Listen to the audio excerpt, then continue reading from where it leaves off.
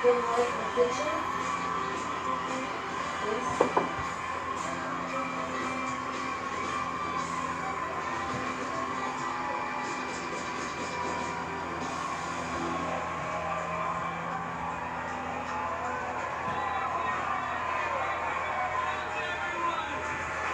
It is so exciting to be back at SNL. I worked at this show for over 12 years. I loved it. I loved being here.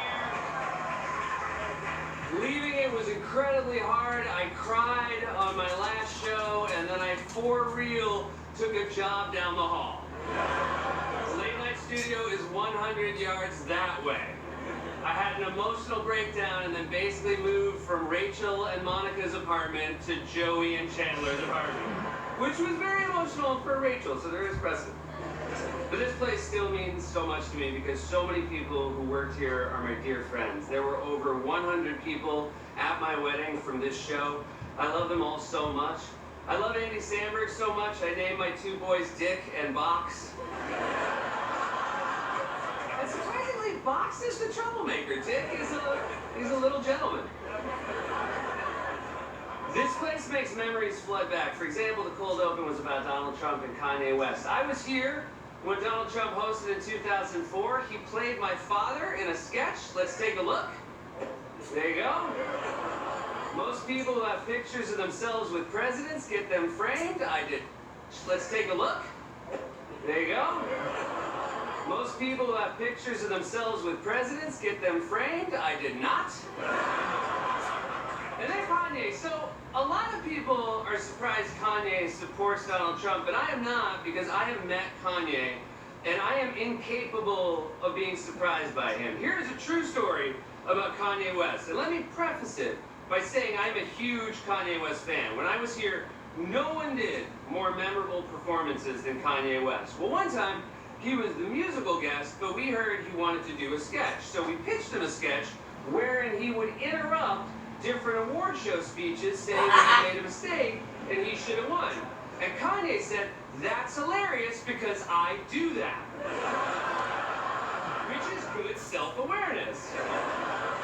And so we did the sketch, and we had Kanye interrupt the Kids' Choice Awards, the Nobel Prize. He interrupted the State Fair because he was upset his pumpkin didn't win. Fantastic, a great experience. But here's the thing, here's the reason I will never be surprised by Kanye West. That sketch was in 2007, and he interrupted Taylor Swift in 2009. That whole time I was telling you that story, you thought it was based on him interrupting Taylor Swift. That hadn't happened yet. Kanye did a sketch about how crazy it was he interrupted speeches, and then 2 years later, he was at an award show and thought, I should do it again. So when people say, are you surprised Kanye supports Trump? I say, no. And look, I don't usually get to say this, but my first 5 years here were so hard. I was trying to fit in, and I was always worried I wouldn't make it. 5 years of constant terror, and that is the truth. And after that, I got Weekend Update with Amy Poehler, and I sat at a desk that was placed right here on this stage. And I was lucky enough to be head writer. And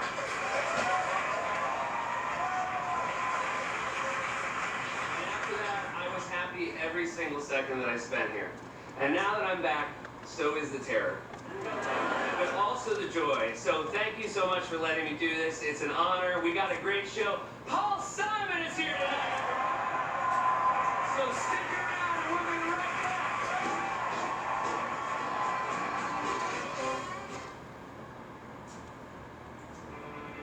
3 bullets, 3 kills. Wow, you really are juggling a lot. It's a metaphor for my busy life. Try banking with Simply Financial. I get great rates and don't pay monthly fees. Seriously? Oh, here's the $10 I owe you.